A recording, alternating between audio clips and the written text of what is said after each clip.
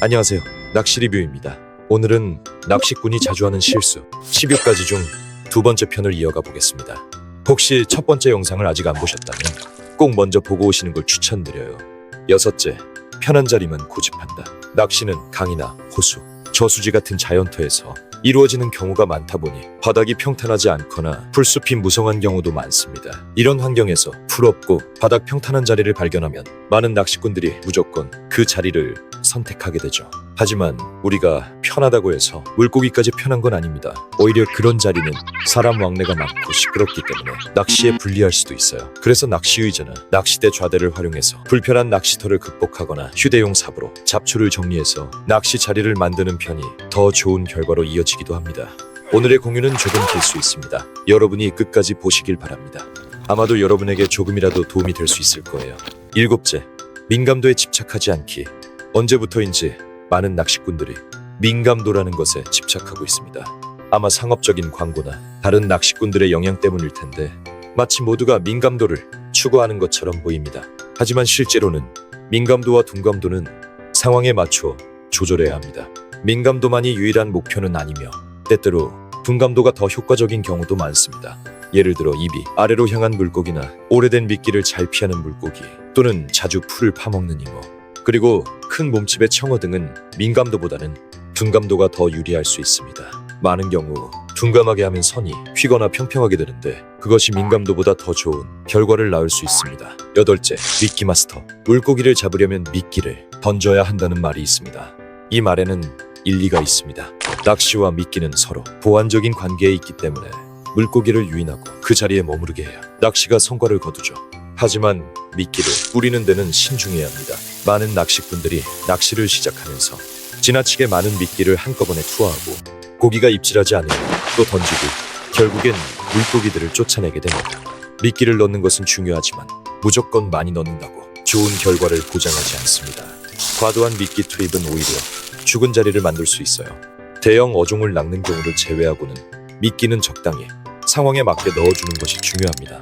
때로는 적은 양으로도 더 좋은 결과를 얻을 수 있다는 것을 기억하세요. 아홉째, 새로운 낚시터를 찾지 않아. 많은 낚시꾼들은 늘 같은 낚시터에만 가고 새로운 장소를 시도하지 않는 경우가 많습니다. 매번 같은 자리에만 앉아 물고기를 잡든 못 잡든 한 해 내내 그 자리에 앉아있는 분들을 종종 봅니다. 사실 평소에 쌓은 경험을 바탕으로 다양한 곳을 시도해보면 새로운 놀라움을 만날 수 있습니다. 예를 들어 루하간 흐르는 물, 풀밭 등 다양한 환경에서 낚시를 해보면 새로운 낚시터를 발견할 수도 있습니다. 새 낚시터들도 원래는 오래된 낚시꾼들이 하나하나 개발한 곳들이에요. 좋은 낚시터는 때로 하루 동안의 수확이 하루 종일 낚시를 한 것보다 더 많을 때도 있습니다. 열째, 옛날 방식에 의존함. 야외 낚시를 좋아하는 사람들은 옛날 방식에 대한 애착이 강한 경우가 많습니다. 이 미끼들은 효과가 좋고 가격도 저렴하여 많은 사랑을 받아왔습니다. 물론 특히 파랑붕어라는 미끼는 오랜 시간 동안 사용된 대표적인 미끼로 이를 사용해본 낚시꾼들은 파랑붕어 한 봉지로 세상을 정복한다는 말을 들어본 적이 있을 겁니다. 하지만 시대는 발전하고 과학기술도 진보하며 낚시기술과 방법 역시 마찬가지입니다. 우리는 더 많은 새로운 시도를 통해 발전해야 합니다. 여기서 세 가지 고전적인 미끼가 나쁘다는 뜻은 아니지만 다양한 시도를 통해 발전할 수 있다는 말입니다. 물고기의 상황은 순식간에 변하기 때문에 특정 미끼나 약물에 지나치게 의존해서는 안 됩니다. 11째, 영민 둔감의 개념을 모름. 많은 낚시꾼들이 찌맞춤을 할 때 감에만 의존하고 영민하다와 둔감하다가 뭔지도 제대로 모르는 경우가 많습니다. 사실 찌톱이 몇 눈금 올라왔느냐는 영둔과 큰 상관이 없고 핵심은 바닥에 있는 두 바늘과 목줄의 상태입니다. 두 바늘이 살짝 떠 있거나 팽팽하게 펴져 있으면 영민이고 반대로 목줄이 휘어져 바닥에 늘어져 있거나 평평하게 누워있으면 둔감한 상태입니다. 물론 이건 찌의 부력, 미끼의 무게와도 연관이 있습니다. 낚시꾼은 지금 두 바늘과 목줄이 물속에서 어떤 형태를 유지하고 있는지를 반드시 이해하고 있어야 합니다. 12째, 여름엔 반드시 담백한 미끼를 써야 한다는 고정관념. 어떤 낚시꾼들은 여름철엔 무조건 담백한 미끼를 써야 한다고 굳게 믿고 아예 어분이나 생미끼는 쓰지 않습니다. 하지만 실제로는 담백한 미끼가 항상 어분보다 좋다고는 할 수 없습니다.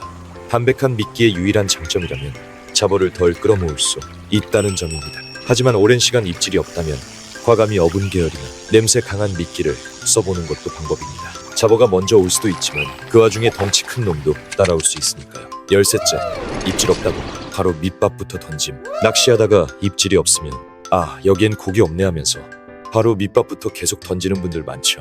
특히 옆자리에서 연속 히트 치는 거 보면 더 심하게 던집니다. 하지만 이런 행동은 오히려 역효과일 수 있어요. 입질이 없는 이유는 다양합니다.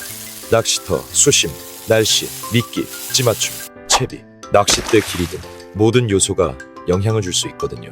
이럴 땐 침착하게 원인을 분석해야 합니다. 무조건 밑밥만 투척하는 건 해결책이 아닙니다. 이상으로 두 번째 편을 마치겠습니다. 도움이 되셨다면 좋아요와 구독 부탁드리고 여러분의 낚시 경험도 댓글로 자유롭게 나눠주세요. 그럼 다음 편에서 뵙겠습니다.